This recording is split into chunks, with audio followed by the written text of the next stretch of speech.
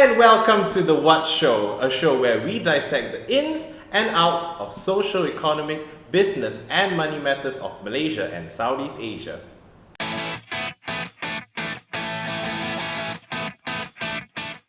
And welcome back to the latest episode of The What Show. Today, I'm very privileged to be joined by two very special guests. The first guest for today is Faris Saad, who is a business content creator, industry observer, and a former business journalist with over 8 years of experience.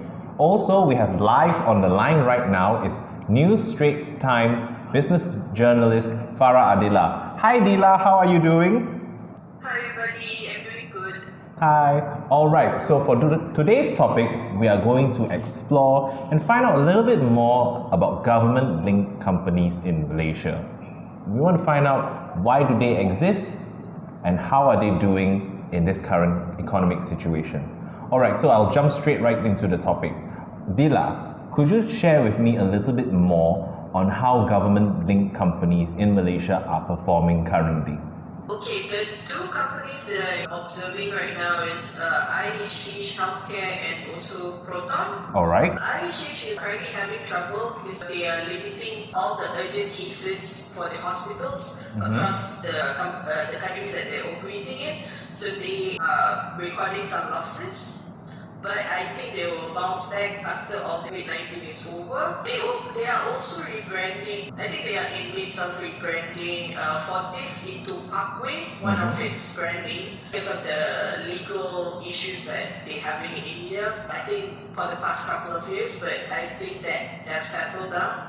And recently I interviewed the Proton dealers that have been some of them have been with Proton, being the Proton dealers for 35 years, Okay.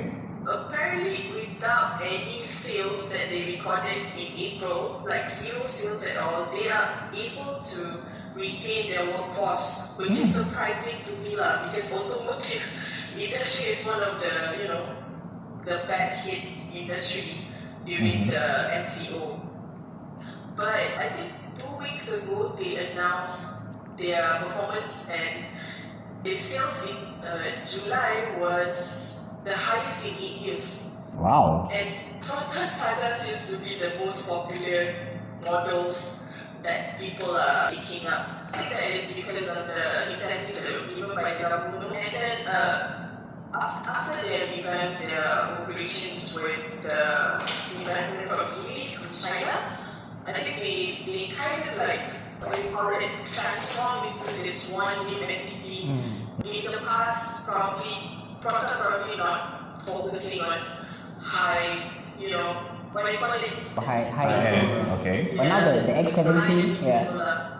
So now people are going crazy over the SUV, Oh yeah, the X70, that's a sweet ride. X70 is going become already badass. And now X50 is they are launching X50 in I don't know, soon. Okay. People are looking forward for it. Yeah. So apparently they're kind of doing, I think they're doing fine now. Okay. And would you attribute both these companies that you mentioned earlier, growth or business performance towards the change in management or the change in terms of the shareholders meaning the government?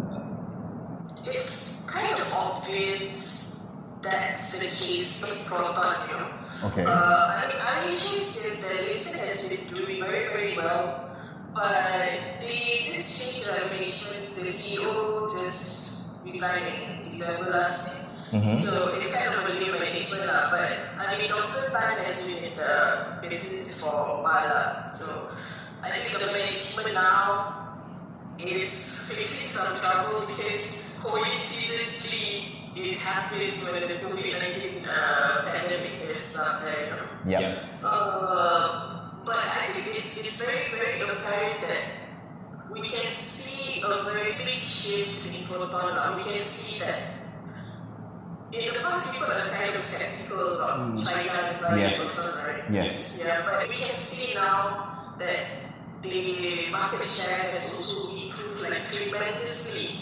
Just few years after Gili's takeover. All right.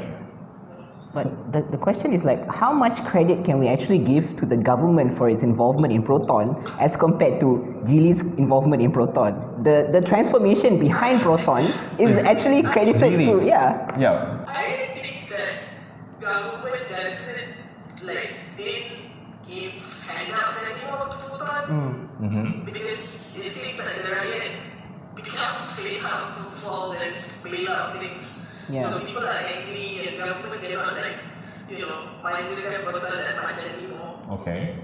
But I think Geely plays an important role. Like now, I think the service centers also a lot of them has become more ad centers rather than just solely just service. And so I think they actually were told by Geely to do this, Okay. And the standards are also up to Geely standards, which is considered international. So I heard that people prefer this 4S service centers because it's easier for them to get all services. They want to buy cars, they want to get spare parts at just one place, and it's a world-class kind of service centers. So, in that case, would you say that GLCs can be competitive once they are not so mollycoddled by the government and they are asked to start operating on their own and be a little bit more independent? What about mass? What about that? It's kind of a point of the government could give like a base first, Okay. and then it should be a point to advance the company in the future as you develop, But I think some of companies are struggling to do that. Like mass, for example, it's a very challenging industry, and like the aviation industry, it's rather even without COVID, it's loss-making business. It's not making any money, and the fuel price is going crazy, and they can't manage that. But the problem is, this is essential industry that we need, like other businesses need in order to operate. Like it benefits other industry. But in case of mass, I think I don't know if this is true. I didn't follow that much, but have they ever got some massive bailout like Hazana? I think Hazana is still studying and I don't think they are looking for investors to be a white knight or something like that. But I don't think it's happening any sooner. And the thing with the market nowadays is, as much as we hope for white knight to save us, we realize, as corny as it is, we are our own white knights. We have to save ourselves. So that's the case for these GLCs. They can only save themselves. Towards a certain extent, they can't really depend on the government anymore for further bailouts or ways to try to sustain the business. I think that's where a very, very good management comes in. Like Marx, I think there have been a lot of changes in management for over the years, right? Yes. Like a revolving door of management. So it's kind of like crucial. I mean, the government, one side, the government should give, because they are the indirect shareholders of these companies or direct shareholders of the companies, but the strong management also plays an important role in managing all the GLCs. Okay. So with that in mind, we see management coming in and out of GLCs like it is a revolving door. So how can you ensure that certain plans by, let's say, a newly appointed CEO can be carried out in the next 5 years, when he'll probably be asked to leave by the second or third year?